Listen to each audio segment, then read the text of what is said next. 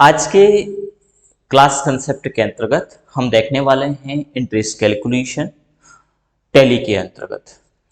Interest calculation के वे तमाम options tally के अंतर्गत अवेलेबल है जिनकी आवश्यकता कहीं ना कहीं एक व्यापारी को, एक व्यवसायी को लगती है। बस शर्त है कि हमें उन कंसेप्ट को सीखना है, चाहे फिर वो सिंपल इंटरेस्ट हो या फिर कंपाउंड इंटरेस्ट हो। कैसे काम करता है, कैसे हमें उन कंसेप्ट को समझना है, छोटे छोटे ऑप्शंस को कैसे समझना है ताकि सही से कैलकुलेशन हो, और किस प्रकार की हमारी टर्म कंडीशंस होती हैं और टर्म कंडीशन के अकॉर्डिंग टैली में उन ऑप्शंस को कैसे दिया गया है, वो तमाम ऑप्शंस इसमें हैं। तो आइए आज के इस क्लासेस में, और आज के ही में ओनली हम टैली के अंदर इंटरेस्ट कैलकुलेशन को पूरा कर दें ऐसा संभव नहीं है, यानी कुछ दिन इसमें, कुछ क्लासेस इसमें लगेगी और उसके बेहेव पर हम टैली में इंटरेस्ट कैलकुलेशन सीखेंगे। प्रारंभिक समय में हम बेसिक से क्वेश्चंस को लेते हैं और उसके आधार पर इंटरेस्ट कैलकुलेशन को करते हैं। आपको टैली कंप्लीट सीखने के लिए सब्सक्रिप्शन अवश्य लेना है।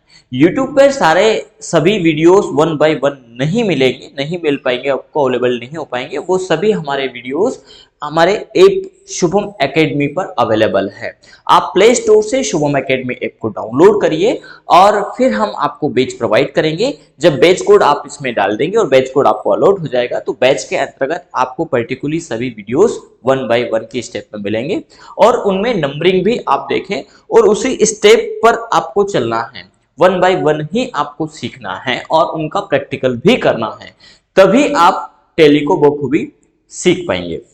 चलिए, तो हम एक क्वेश्चन सबसे पहले लेते हैं। माना कि हमने 5,000 रुपए 2% की दर से किसी को दिया है, ठीक है। माना कि वो कोई भी हो सकता है, राजेश को माना कि हमने 2% की दर से 5,000 रुपए दिए, तो उसका टैली में हम कैसे कैलकुलेशन करें। सबसे पहले हम टैली ओपन कर लेते हैं।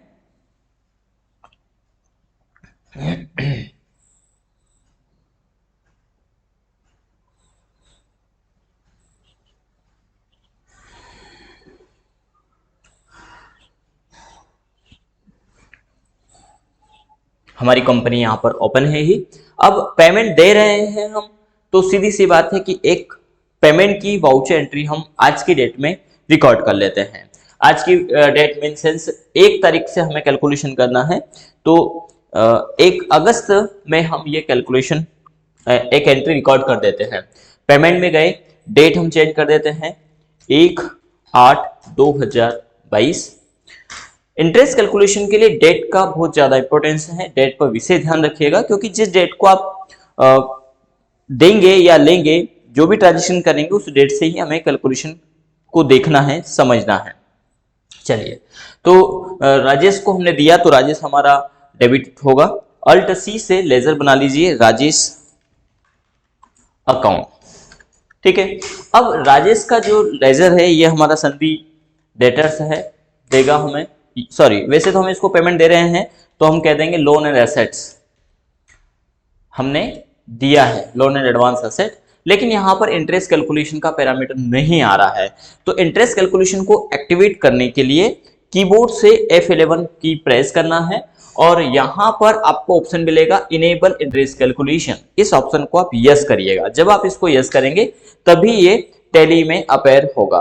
तो कंट्रोल ए से एक्सेप्ट कर देते हैं हम इसको। अब आप देख पा रहे हैं कि यहाँ पर एक्टिव इंटरेस्ट कैलकुलेशन ऑप्शन आ गया है। हम इसको बैक करेंगे और यहाँ पर हम इस ऑप्शन को भी यस कर देंगे, क्योंकि हमें राजेश का जो लेजर है उसके ऊपर इंटरेस्ट कैलकुलेशन कैलकुलेट करना है, लागू करना है। इस ऑप्शन को हम यस करेंगे। यस करने के बाद आपको यहाँ पर 2 ऑप्शंस मिलेंगे, अमाउंट एडेड और अमाउंट डिडक्टेड। तो इन ऑप्शंस को हम आगे की क्लास में देखेंगे, समझेंगे। अभी फिलहाल इनको नो ही रहने देना है और एंटर कर देना है।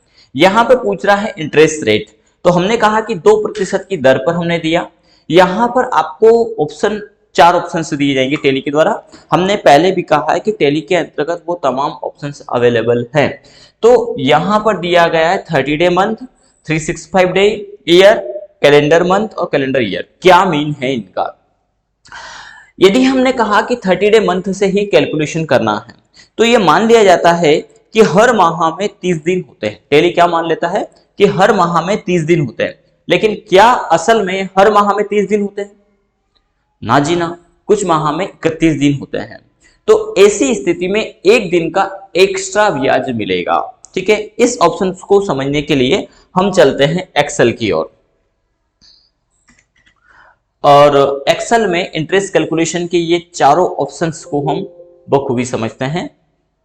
हमारे पास एक डेटा शीट पहले से अवेलेबल है और उसी डेटा शीट पर हम आपको ले चलेंगे।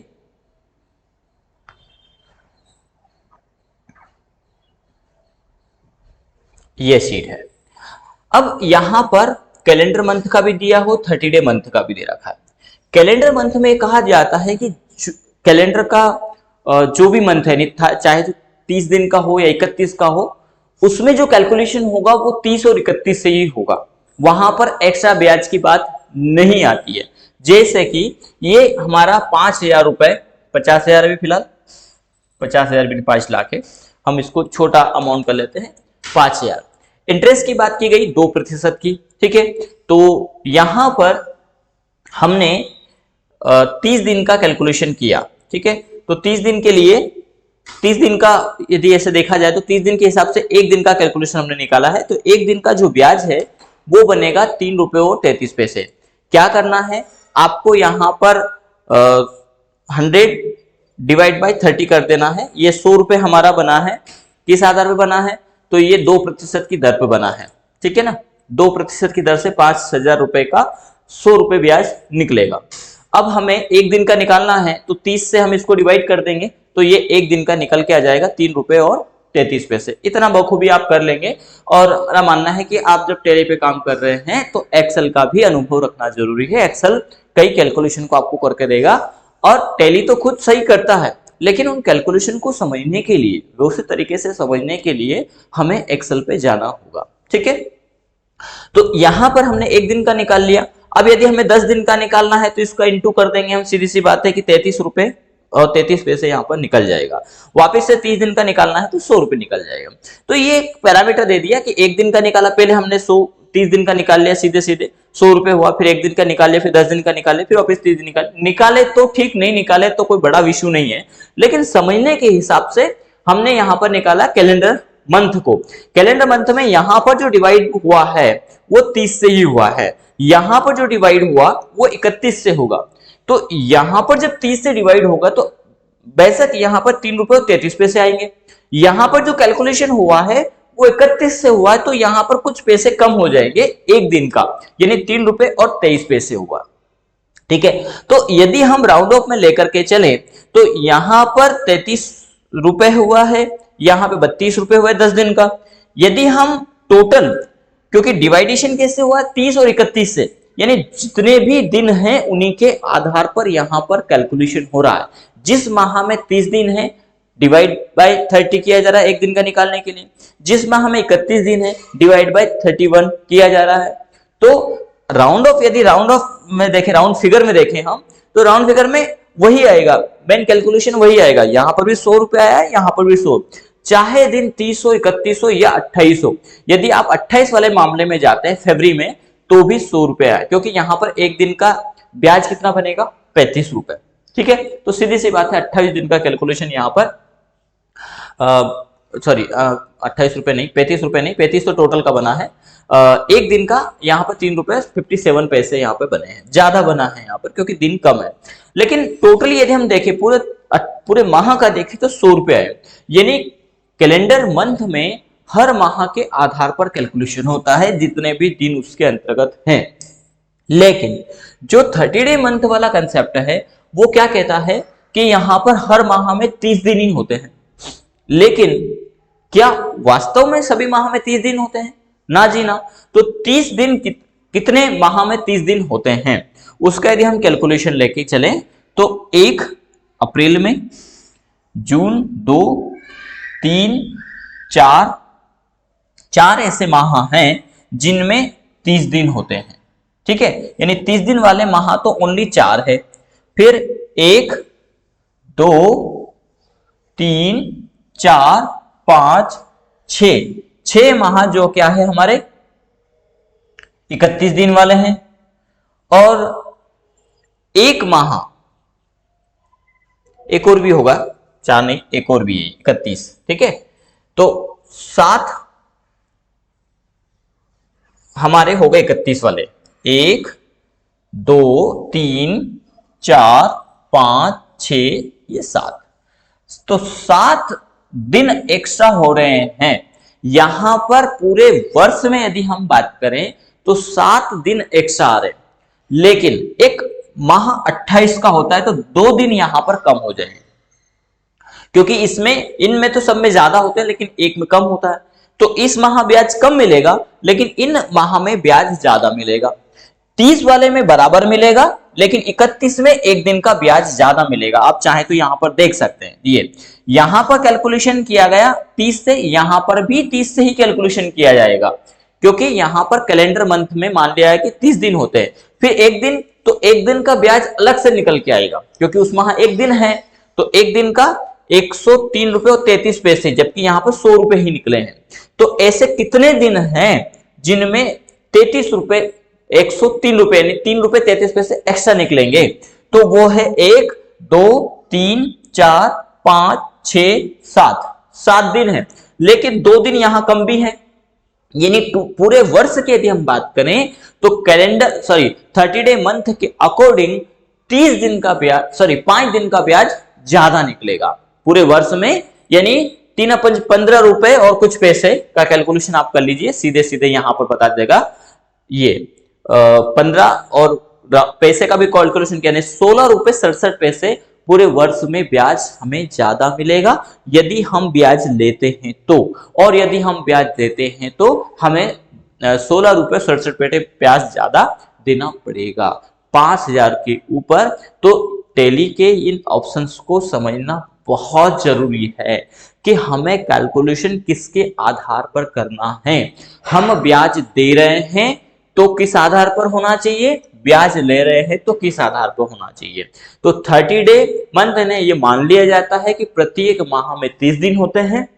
और एक और बात कि आप इस एक्सेल शीट को बनाइए, बना करके आपको पूरा अच्छे से समझ में आ जाएगा। हम तो कहेंगे कि इसका पहले पिक ले लीजिए, आप उसी आधार पर उसको तैयार कर, ये हमने तैयार किया है।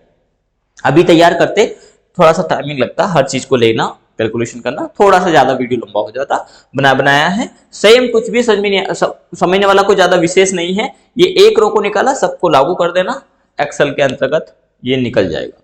इन दो को समझ लेने से हमारे दो और ऑप्शंस कौन से, 365 डे ईयर और कैलेंडर ईयर, ये भी सेम वही कहता है कि प्रत्येक वर्ष में 365 दिन होते हैं। लेकिन क्या प्रत्येक वर्ष में 365 दिन होते हैं? नहीं, एक वर्ष ऐसा भी आता है जिसमें 366 होते हैं। तो जब लीप ईयर आएगा, जब लंबा समय का टर्म ईयर हो, ज्यादा समय के लिए ब्याज लिया, जैसे 20 साल के लिए लिया, तो 20 साल में कुछ वर्ष ऐसे आते हैं जिसमें 365 होता है, तो एक दिन का ब्याज एक्स्ट्रा निकाल के देगा। कब? 365 डे ईयर में, क्योंकि मान तो ये लिया जाता है कि 365 ही होते हैं, लेकिन उसमें 366 होंगे, तो एक दिन का ब्याज कैलकुलेट करके अलग से मिलेगा। तो उस ब्याज को लेने के लिए ऑप्शंस हैं, ठीक है। तो टैली हमें चारों ऑप्शन प्रोवाइड करता है, 30 day month, 365 day year, calendar month और कैलेंडर ईयर, ठीक है। तो अभी हम क्या लेते हैं, हम यहां पर अभी ले लेते हैं कैलेंडर मंथ। हमें एक दिन का ब्याज एक्स्ट्रा नहीं निकालना है, नहीं कैलकुलेट करना, करके इसको आगे देखेंगे भी हम, ठीक है। हम ऑल बैलेंस पर ले सकते हैं इसको। कब से लागू हो, 1 अप्रैल से या फिर डेट से। तो यदि आपने यहां पर 1 अप्रैल दिया है तो ये कैलकुलेशन 1 अप्रैल से आएगा, लेकिन हमने ब्याज पे कब पैसा दिया है, 1/8/2022 को, तो हम 1/8/2022 से कब तक, जब तक, यदि एक पर्टिकुलर डेट निर्धारित कर दी कि 1 महीना के लिए लिया है तो वो डेट आप डाल दीजिए। बोले नहीं, जब वो लेके आएगा तब हम कैलकुलेट करेंगे, तो इस डेट को आप छोड़ दीजिए। राउंडिंग में हम ले लेते हैं नॉर्मल राउंडिंग और लिमिट में 1 एंटर करेंगे और इसको एक्सेप्ट कर लेंगे हम, ठीक है।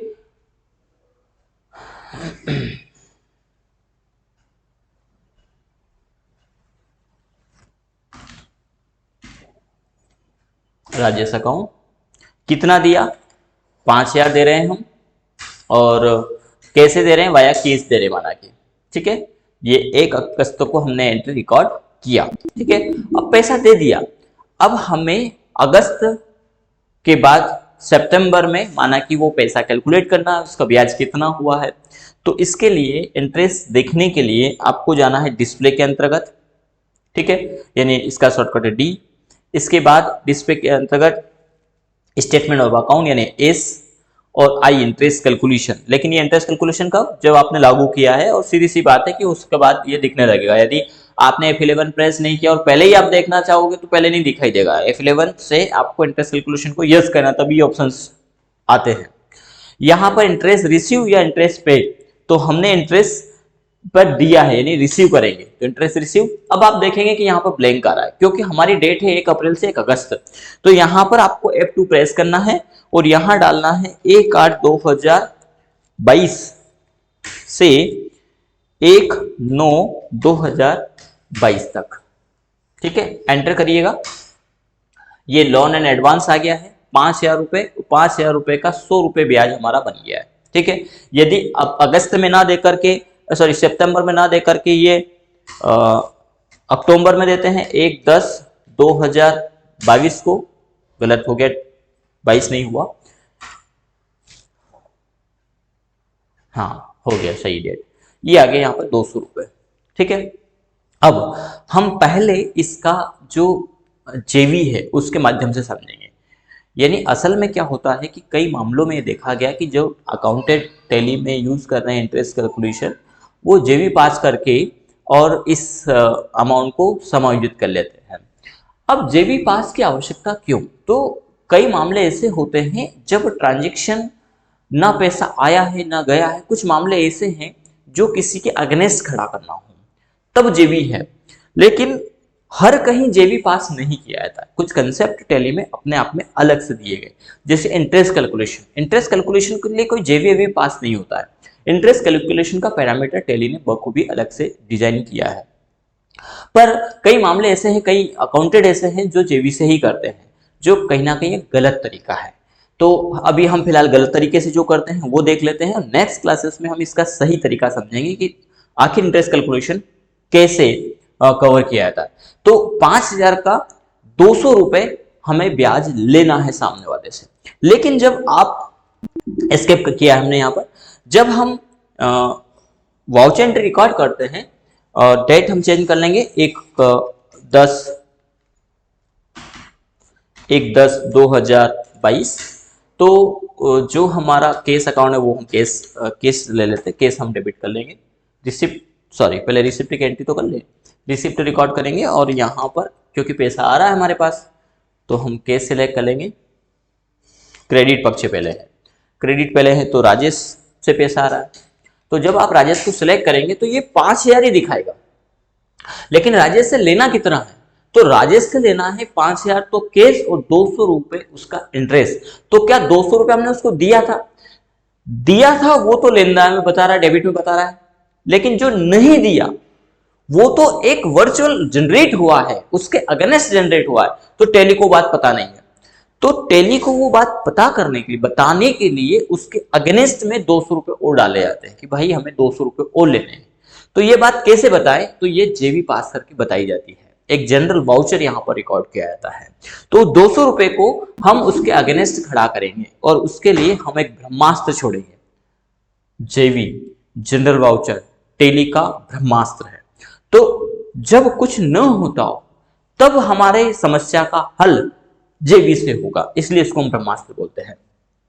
हम F7 प्रेस करेंगे और अब आ गया है जेवी, और यहां पर हम डेबिट कर देंगे राजेश को, क्योंकि राजेश को दिया तो नहीं है लेकिन उसके अगेंस्ट खड़ा है, उसके अगेंस्ट तो लेना है, तो राजेश को हम लेंगे।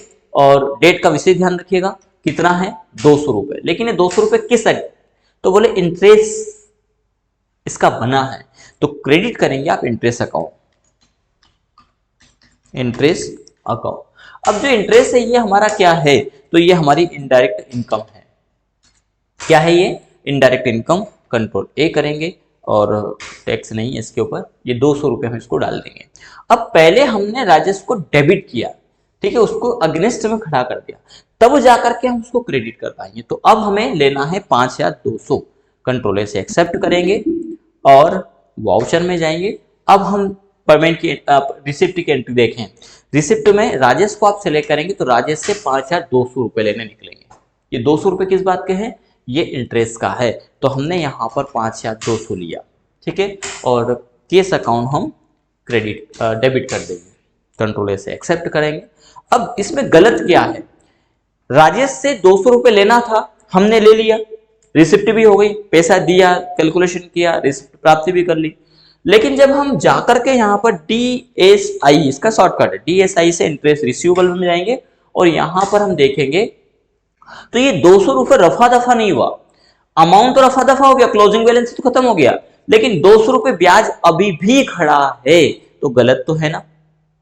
यदि हम डेट चेंज करें 1/8/2022 से 1/10/2022, ये देखिए, तो इसके लिए असल में टैली ने टैली का एक क्लास दे रखा है जो नेक्स्ट क्लासेस में हम सीखेंगे, व्यवस्थित तरीके से सीखेंगे। एक वाउचर एंट्री तो ये करिए आप पर शेयर की, इसके बाद 10,000 की, 15,000 की, 20,000 की, कम से कम 4 से 5 एंट्री करके देखिए और कॉपी में भी उनका कैलकुलेशन करके देखिए, ठीक है। आपको बखूबी इंटरेस्ट कैलकुलेशन आसानी से समझ में आ जाएगा। साथ ही साथ लाइक और शेयर करना ना भूलें।